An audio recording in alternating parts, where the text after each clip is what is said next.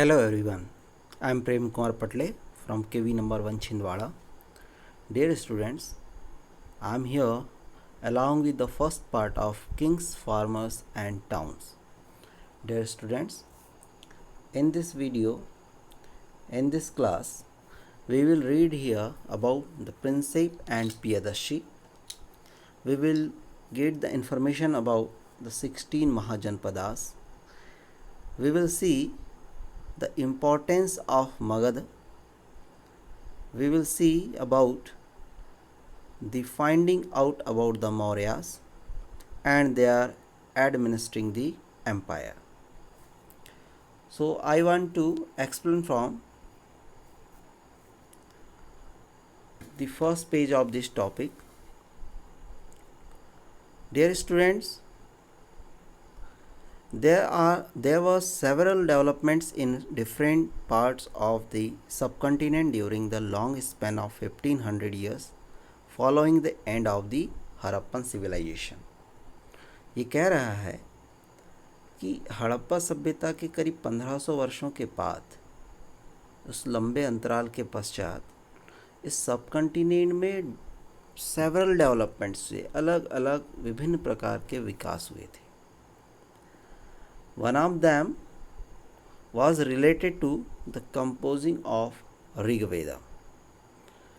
बेटा इंडस और उसकी जो सहायक नदियाँ थी, सिंधु और उसकी सहायक नदियाँ, उसके किनारे रहने वाले लोगों के द्वारा ऋग्वेद को लिखा गया था.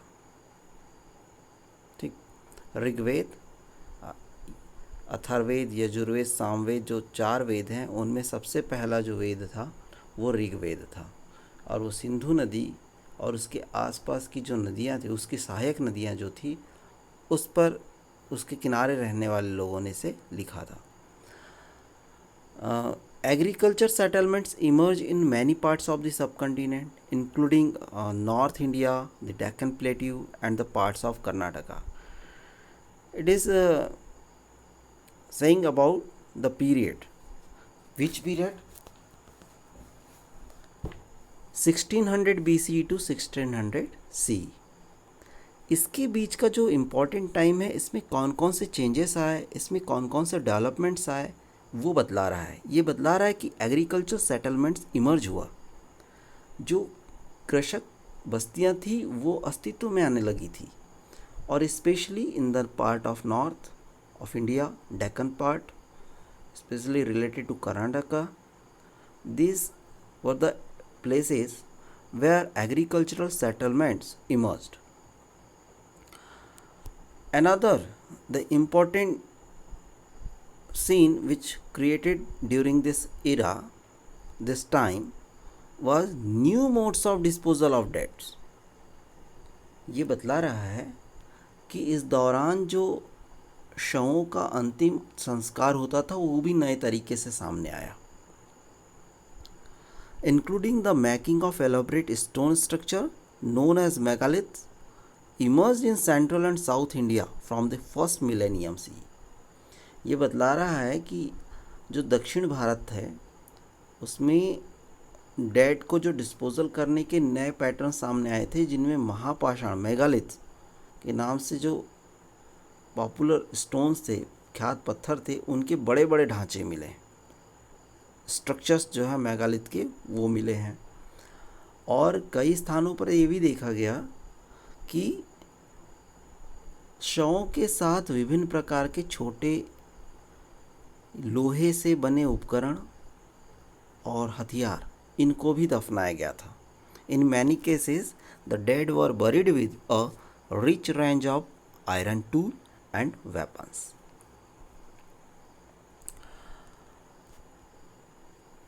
The most visible was the emergence of early states, because we are reading here about the 600 BCE to 600 CE, this duration.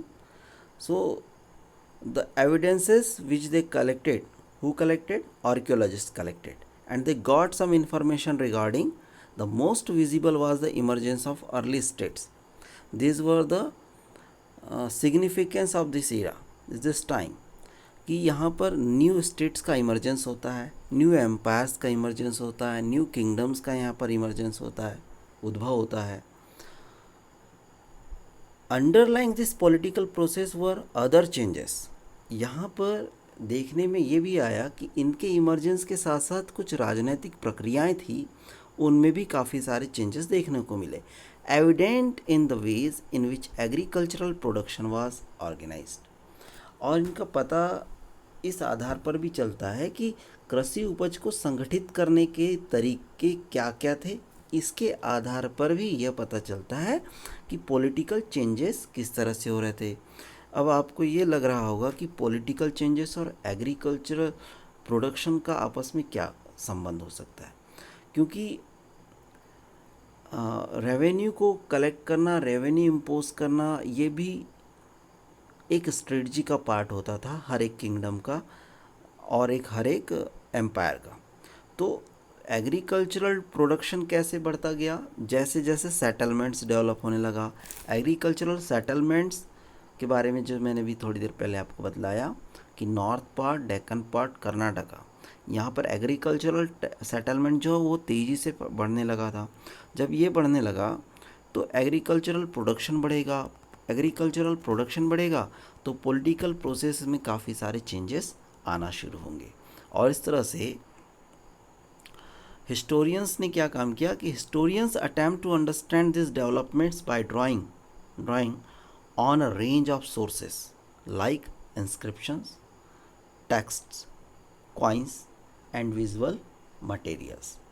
इतिहासकारों ने इस डेवलपमेंट की प्रोसेस को जानने के लिए कई सारे सोर्सेस की स्टडी की। उन सोर्सेज में थे इंस्क्रिप्शंस, अभिलेख, टेक्स्ट, ग्रंथ, क्वाइंस, सिक्के एंड विजुअल मटेरियल्स, चित्र जिसको हम कह सकते हैं।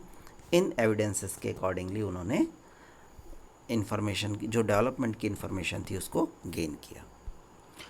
Dear students, in the first page of this topic you will see the Prinsep and Piyadassi. Prinsep और पियदस्सी के बारे में इसमें इंफॉर्मेशन दी हुई है कि एक जेम्स प्रिंसेप थे। ओके, ये ईस्ट इंडिया कंपनी में एक ऑफिसर थे और इन्होंने एक बहुत ही मोमेंटस डेवलपमेंट जो इंडियन एपिग्राफी के फील्ड में था वो 1830 में वो लेकर आए। James Princess was the officer in East India Company who brought the most momentous development in epigraphy during 1830s. What was that? That was related to the deciphered Brahmi and Kharoshthi. बेटा, James Prinsep ने 1830 के आसपास में खरोष्ठी और ब्राह्मी लिपियों का meaning को निकाल लिया था, अर्थ निकाल लिया कि वो क्या लिखा है। Two script use in the earliest inscription and coins and he found that most of this mention a king referred to a Piyadarshi meaning pleasant to behold. उन्होंने इन इंस्क्रिप्शंस पर जो लिखा था उसको आइडेंटिफाई कर लिया और उन्होंने पाया, ही फाउंड दैट जो पियदस्ती था उस पर पियदस्ती लिखा था, किस पर? इंस्क्रिप्शंस पे, क्वाइंस पे। और उन्होंने ये पता कर लिया था कि पियदस्ती का मीनिंग है प्लेजेंट टू बिहोल्ड, मनोहर मुख आकृति वाले का राजा का नाम। और वो पियदस्ती के रूप में किसे बताया गया? That Piyadassi refer to the king as Ashoka, was the very renowned king of Mauryan dynasty, one of the most famous ruler from the rulers known from Buddhist text. बौद्ध ग्रंथों में अशोक को सर्वाधिक प्रसिद्ध शासकों में एक बतलाया गया है। This invention, dear students, this invention give a new direction to the Indian political history.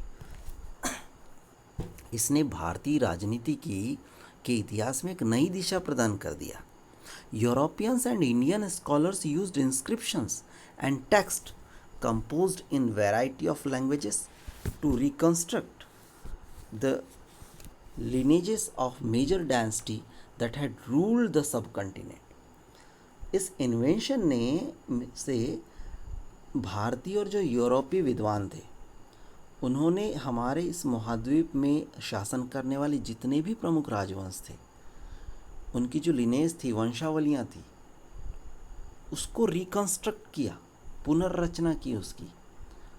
उन्होंने विभिन्न भाषाओं में जो अभिलेख, इंस्क्रिप्शंस थे, टेक्स्ट थे, उनको यूटिलाइज किया and they got succeed to reconstruct the political history of our subcontinent which that was related to the 20th century.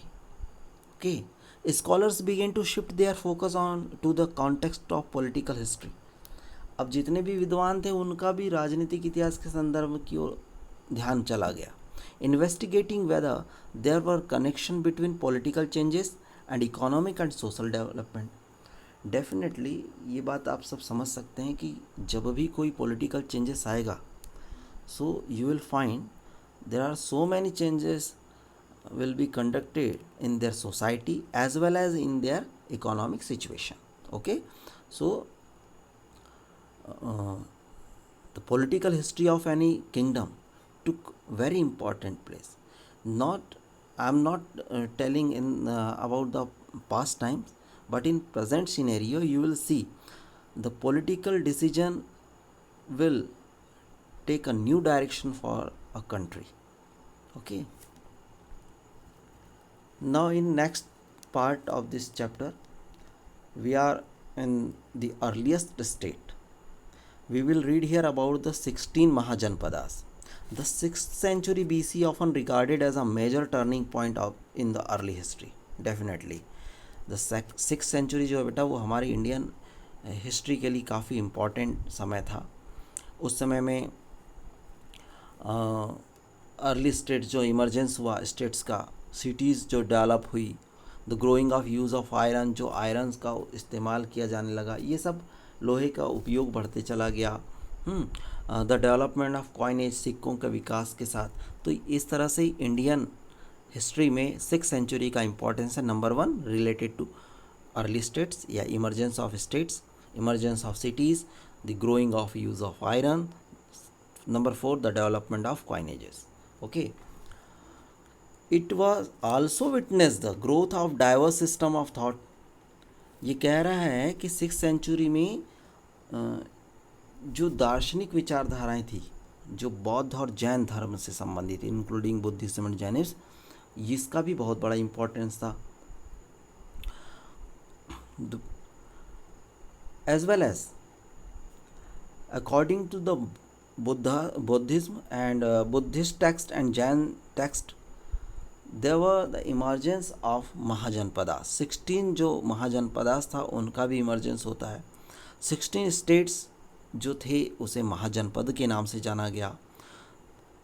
Among them some names such as Vajji, Magadh, कौशल, कुरु, पांचाल, गांधार और Avanti. They were very most important Mahajanpadas among the 16 Mahajanpadas. ये वज्जी, मगध, कौशल, कुरु, पांचाल, गांधार, अवंती ये बहुत ही important महाजनपद थे सभी 16 जनपदों में से. अब इन महाजनपद के बारे में कुछ और इन्फॉर्मेशन देखते हैं. Most mahajanapadas were ruled by king. ज़्यादातर महाजनपदों में किंग जो थे वो रूल करते थे. सम नोन एज गना और संघ, कुछ को गना कहते थे या संघ कहते थे. And they were ruled through oligarchies. Oligarchies क्या होता था बेटा? ऑलिगॉर्ची ये होता था कि oligarchy refer to a form of government where power is exercise by a group of man, not by a single man. एक आदमी के द्वारा वो रूल नहीं होता था बल्कि वो ग्रुप ऑफ मैन के थ्रू उसको एक्सरसाइज किया जाता था वहाँ सारे पावर्स को. यहाँ उसकी डेफिनेशन भी दी हुई है, देखिएगा. Where power was shared by a number of men often collectively called rajas. उन सभी लोगों को एक साथ क्या कहा जाता था? राजा कहा जाता था. Both Mahavira and the Buddha belong to such gana. In the case of the Vajji sangha the raja probably controlled resources such as land collectively. Vajji जैसे संघ के बारे में बताया कि जो राजाज हुआ करते थे, मतलब द ग्रुप ऑफ मैन, वो कलेक्टिवली जितने भी रिसोर्सेज थे जैसे कि लैंड, उसको कलेक्टिवली उस पर कंट्रोल करते थे। किसी एक की प्रॉपर्टी नहीं होती थी, उस संघ में रहने वाले जो ग्रुप ऑफ मेंस होते थे उन सब की वो प्रॉपर्टी हुआ करती थी। Each mahajanapada had a capital city, सभी की अपनी राजधानियाँ होती थी, विच वाज ऑफन फोर्टिफाइडेड, जो चारों तरफ से वो किले से घेरा जाता था उसको। Maintaining this fortified cities as well as providing for incipient armies and bureaucracies required resources. जितनी वो किले बंद जो राजधानी थी उसकी जो रखरखाव हुआ करता था और उसमें जो प्रारंभिक सेनाएं हुआ करती थी और जो नौकरशाही होती थी, उसके लिए काफ़ी आर्थिक स्रोतों की ज़रूरत हुआ करती थी। Brahmans began composing Sanskrit text, यही वो समय था जब ब्राह्मण ने धर्मसूत्र नाम का एक संस्कृत टेक्स्ट को लिखा। और इस धर्मसूत्र में क्या था, this laid down norms for rulers, यहाँ रूलर्स के लिए नियम लिखे हुए थे, who were ideally expected to be Kshatriya, और वो कौन होने चाहिए, रूलर्स होने चाहिए क्षत्रिय। ठीक है, धर्मसूत्र कहता है, अभी जो नेक्स्ट चैप्टर आएगा बेटा class chapter 3, I will explain about the 4 varnas, where you will see what were the rules in the Dharma Sutras. So among them one rule is here about the rulers who will become the ruler, who were idly expected to be Kshatriya, जो क्षत्रिय होगा वही राजा बन सकता है। Rulers were advised to collect taxes and tribute from cultivators, traders and artisans। यहाँ पर उनके लिए बतलाया गया है कि रूलर्स को टैक्स कलेक्ट करना है और जो गिफ्ट है वो किससे लेना है, ट्रिब्यूट किससे लेनी, कल्टीवेटर्स कृषक से, ट्रेडर्स से व्यापारियों से, आर्टिसन से चित्रकारों से, इन सभी से ये आपको ट्रिब्यूट भी कलेक्ट करनी है। Gradually some states acquire standing armies and maintain regular bureaucracies, धीरे धीरे क्या होने लगा कि लोग सब अपनी संपत्ति जुटाने लगे और लोगों ने अपनी स्थायी सेनाएं रखना शुरू कर दी, अपने लिए ब्यूरोक्रेसी नौकरशाही तंत्र भी तैयार कर लिया। अब जो बाकी राज्य थे वो अब भी सहायक सेना पर निर्भर हो रहे थे। Other continue to depend on militia. Militia क्या होता था, मिलिशिया होता था more often than not from the pageantry. ये मिलिशिया होता था जो प्राय कृषक वर्ग से इन लोगों को नियुक्त कर दिया जाता था। बाकी टाइम में खेती किया करते थे और जब किसी राज्य पर हमला हो जाता था तो अपने राज्य की बचाव के लिए इन्हीं कृषकों के हाथों में हथियार दे दिया जाता था और ये मिलिशिया के तौर पर यानी सहायक सेना के तौर पर काम किया करते थे। बेटा हमने 16 महाजनपदों के बारे में सुना। 16 महाजनपद में जो सबसे फर्स्ट था, 16 महाजनपदों में फर्स्ट जो था वो था मगध। मगध का इम्पोर्टेंस क्यों था, अब मगध के बारे में हम जानेंगे। Between the 6th and 4th century BC, Magadha became the most powerful mahajanapada. Modern historians explain this development in a variety of ways. जो मॉडर्न हिस्टोरियंस हैं वो मगध के डेवलपमेंट के बारे में अलग अलग तरीके से बतलाते हैं, कारण बतलाते हैं क्यों इम्पोर्टेंट था। Magadha was number 1, Magadha was a region where agriculture was specially productive. जो मगध क्षेत्र में खेती थी वो खासी अच्छी तौर पर होती थी। सेकंड क्या था, iron mines were accessible and provided resources for tools and weapons. जो वहाँ लोहे की खदानें हुआ करती थी वो बड़ी आसानी से उपलब्ध थी मगध में, जिससे वो अपने लिए उपकरण भी बना सकते थे और हथियार भी बना सकते थे। नंबर 3 है एलिफेंट्स। तीसरा है बेटा हाथी। An important component of the army were found in forest of in the region. Elephants Magadha के आसपास काफ़ी घने जंगल हुआ करते थे, वहाँ पाए जाते थे और इनका उपयोग ये सेना के महत्वपूर्ण अंग के रूप में कर लिया करते थे। The Ganga and its tributaries provided a means of cheap and convenient communication. देखिए, अब मीन्स ऑफ कम्युनिकेशन के लिए वहाँ पर गंगा नदी आसपास और उसकी उप नदियाँ भी बहती थी, जो उनके आने जाने के लिए, आवागमन के लिए काफ़ी सस्ता और सुलभ भी होता था। ठीक। However, early Buddhist and Jaina writers who wrote about Magad attributed its power to the policies of individuals. इसका मगध की महत्वता का कारण भी जो जैन और बौद्ध लेखक थे उन्होंने ये बताया कि मौर्यन डायनेस्टी में अलग अलग जो शासक आए उन्होंने जो पॉलिसीज़ फ्रेम की, उन पॉलिसीज़ की वजह से भी मगध काफ़ी डेवलप हुआ और सभी 16 जनपदों में वो फर्स्ट नंबर पे रहा। जो राइटर्स हैं वो हमें बतलाते हैं कि इनकी डायनेस्टी में Bimbisara, Ajatashatru, Mahapadma Nanda are the best known, ये महान राजा थे, and their ministers who help implement their policies, ये एम्बिशियस किंग थे। और ये एम्बिशियस किंग जो थे वो अपने राजाओं की, एम्बिशियस किंग्स के जो मिनिस्टर्स थे वो अपने राजाओं की पॉलिसीज़ को बहुत ही बखूबी उसका इम्प्लीमेंटेशन कर देते। इस वजह से मगध जो है 16 महाजनपदों में फर्स्ट पोजीशन में आया। Now we will see about the capital of Magadha. Initially Rajagaha was the capital of Magadha. Rajagaha जो थी वो मगध की फर्स्ट कैपिटल थी। राजगाह मीन्स, राजगाह जो था राजगीर, आधुनिक बिहार का राजगीर का प्राकृत नाम है ये। ठीक।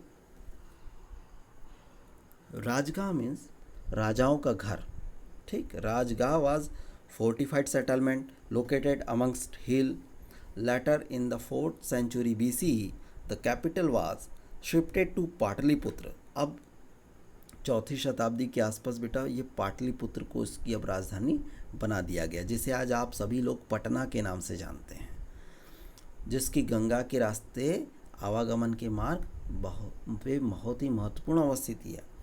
Commanding routes of communication along the Ganga, ये गंगा के तट पर स्थित एक शहर है और यहाँ पर होना इसके लिए काफ़ी इम्पॉर्टेंट था। एन अर्ली एम्पायर, आरंभिक राज्य के बारे में जानते हैं। The growth of Magadh culminated in the emergence of the Mauryan Empire। जो मौर्य साम्राज्य का उदय होता है, या कह लीजिए कि मगध के विकास के साथ साथ मौर्य साम्राज्य का उदय हुआ।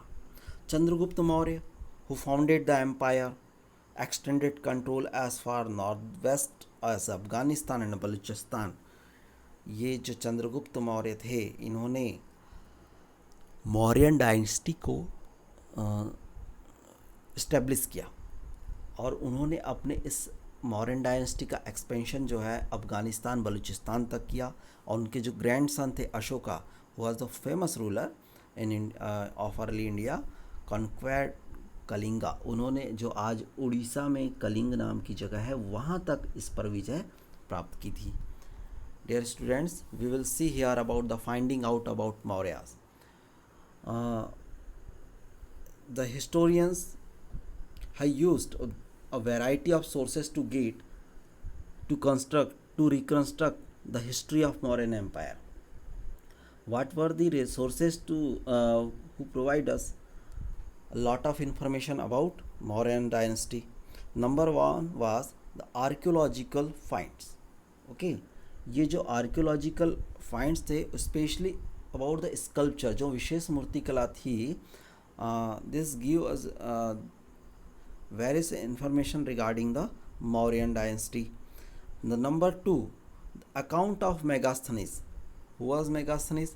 Megasthenes was a Greek ambassador to the court of Chandragupta Maurya। ये चंद्रगुप्त मौर्य के शासन काल में मगध आया था। which survive the fragments. Another source, अर्थशास्त्र, the parts of which were probably composed by Kautilya और चाणक्य। ये अर्थशास्त्र नाम का जो एक कंपोज किया हुआ कौटिल्य का बेटा, this also given information regarding Maurya dynasty. और ये कौटिल्य कौन थे? चंद्रगुप्त के मिनिस्टर थे। इसके अलावा मौर्य की जो इन्फॉर्मेशन है, the Mauryas are mentioned in later Buddhist, Jain and Puranic literature as well as in Sanskrit literary work. Jain, बौद्ध और पौराणिक ग्रंथों तथा संस्कृत के जो वाङ्मय हैं उनमें भी इनका उल्लेख मिलता है।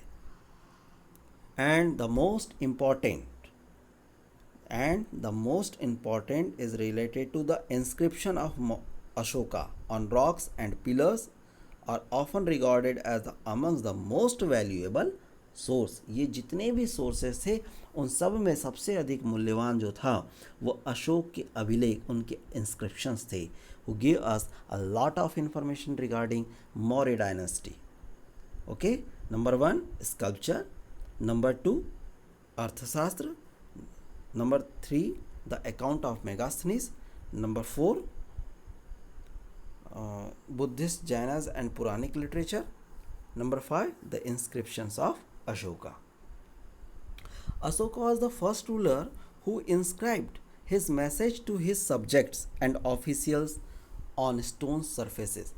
ये अशोक वो पहला सम्राट था बेटा जो अपने अधिकारियों और प्रजा को जो अपने मैसेज है ना वो पत्थरों पर उकेर कर दिलवाता था या पॉलिश किए हुए स्तंभों पर लिखवाते थे।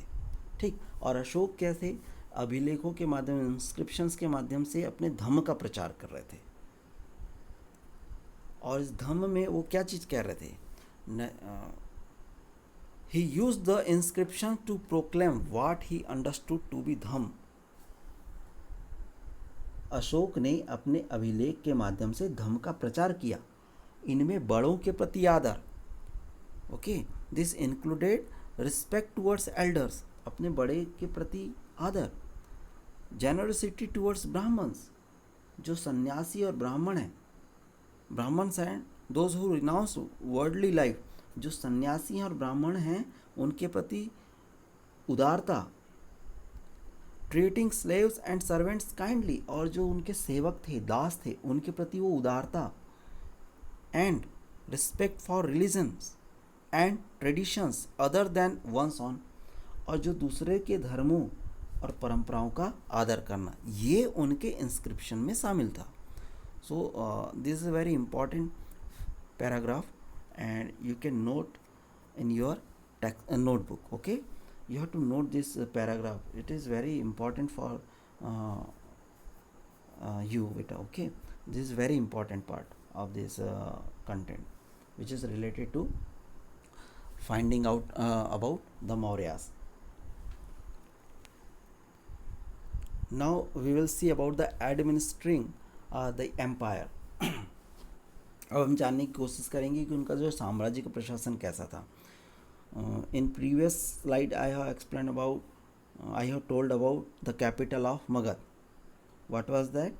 that was the Pataliputra. okay, Maurya साम्राज्य में 5 प्रमुख राजनीतिक केंद्र थे। पहला था कैपिटल पाटलिपुत्र, और इसके अलावा कुछ there were 4 provincial centers।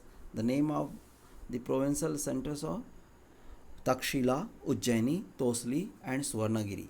Okay, all mentioned in Ashokan inscription, ये इन सभी का नाम जो है ना अशोक के अभिलेखों में उल्लेखित किया गया है।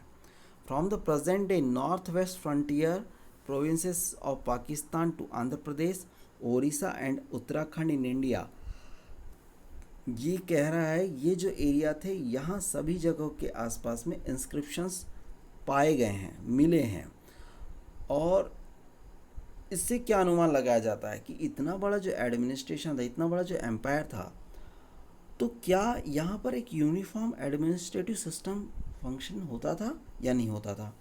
तो देखिए, अगर ये पॉलिटिकल सेंटर्स को इन्होंने इस्टेब्लिश किया था तो पाटलिपुत्र तो मेन कैपिटल था, और जो प्रोविंशियल सेंटर्स थे तक्षशिला, उज्जैनी, तोसली और सुवर्णगिरी, इनकी लोकेशन भी ऐसी थी कि जहाँ से पूरे एक अपने ब्रॉड एम्पायर को कंट्रोल किया जा सकता था।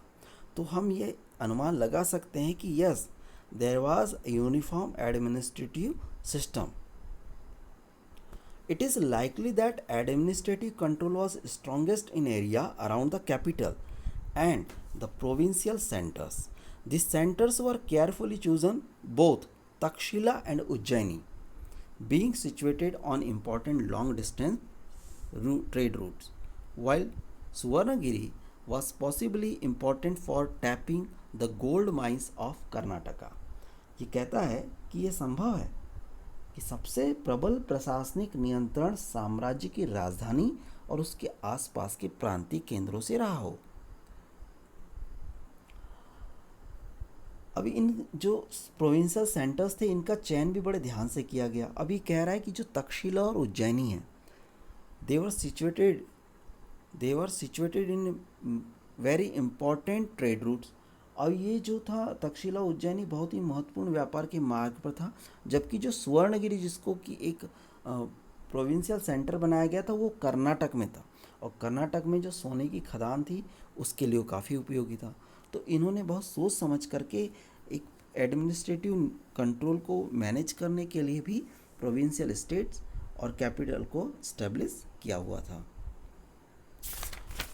Now we will see here about the communication, किस तरह की वो कम्युनिकेशन स्ट्रेटजी के थ्रू काम करते थे। कम्युनिकेशन के लिए हमने जब भी देखा था कि जो रिवराइन रूट था Ganga and it's tributary that played a very important role for the communication. Communication along both land and riverine routes was vital for the existence of the empire. बिना कम्युनिकेशन के कोई भी स्टेट सरवाइव नहीं कर सकता है। तो साम्राज्य के संचालन के लिए जो लैंड रूट से भी रिवराइन रूट से भी इसका कम्युनिकेशन बहुत ही बेहतरीन था। The army was an important means of ensuring the latter. अच्छा, अब जब ट्रेड रूट इतने लॉन्ग रूट हुआ करते थे तो महीनों लग जाता रहा होगा एक वन प्लेस से दूसरे प्लेस में अनदर प्लेस में पहुंचने के लिए। तो इन सभी चीज़ में लोगों के आने जाना, उनके प्रोटेक्शन, उनके मूवमेंट, उसको प्रॉपरली मॉनिटर करना, उनको प्रोटेक्शन प्रोवाइड करना, ये सब मेंटेनेंस भी करना रहा होगा। तो उसमें उस समय आर्मी का सबसे ज़्यादा इम्पॉर्टेंट रोल था। The army was an important means for ensuring the latter. Megasthenes mention a committee with 6 subcommittees for coordinating military activity. Megasthenes ने 6 सब कमिटीज़ के बारे में इंफॉर्मेशन दिया। वो कहता है कि one look after the navy, जो पहली समिति थी वो नौसेना का संचालन करती थी। The second manage transport and provisions, जो दूसरी थी वो यातायात और खान पान का संचालन करती थी। The third was responsible for foot soldiers, जो पैदल सैनिक थी उनका वो संचालन करती थी। फोर्थ थी वो हॉर्सेस के लिए थी, घोड़ों अश्वरोहियों का संचालन करती थी। द फिफ्थ फॉर चैरियट्स, जो रथ होते थे उनको मैनेज करती थी। एंड सिक्स्थ फॉर एलिफेंट, और जो सिक्स थी वो हाथियों का संचालन करती थी। तो इसमें बताया कि जो सेकंड सब कमेटी थी that subcommittee played very important role. Why? Because arranging for bullock carts to carry equipments, procuring food for soldiers and fodder for animals, and recruiting servant and artisan to look after the soldier। ये सारे काम जो है वो second sub committee के माध्यम से होता था। इस वजह से सेकंड सब कमेटी का इम्पोर्टेंस कुछ ज़्यादा था। अब हम इसमें समझेंगे अशोका के बारे में। Ashoka also tried to hold his empire together by propagating Dhamma, the principles of which, as we have seen, were simply and virtually universally applicable। Ashok ने जो अपने साम्राज्य को अखंड बनाए रखने के लिए प्रयास किया और उन्होंने धम्म का प्रचार किया था बेटा। और धम्म क्या था कि धम्म में जितने भी उसके सिद्धांत थे वो बहुत ही साधारण थे, सिंपल थे, एंड वर्चुअली यूनिवर्सली एप्लीकेबल, और सार्वभौमिक थे, उसको सभी लोग बड़े आसानी से एक्सेप्ट कर रहे थे। और अपने धर्म के प्रचार के लिए, धम्म के प्रचार के लिए specially officers known as the dhamma mahamatra were appointed to spread the message of dhamma. धम्म के प्रचार के लिए धम्म महामात्र नाम के एक विशेष अधिकारी की नियुक्ति की गई थी। बेटा आप लोगों को मैं उम्मीद करता हूँ कि आज का जो मैंने एक्सप्लेन किया है इस चैप्टर को आज आपको समझ में आया होगा।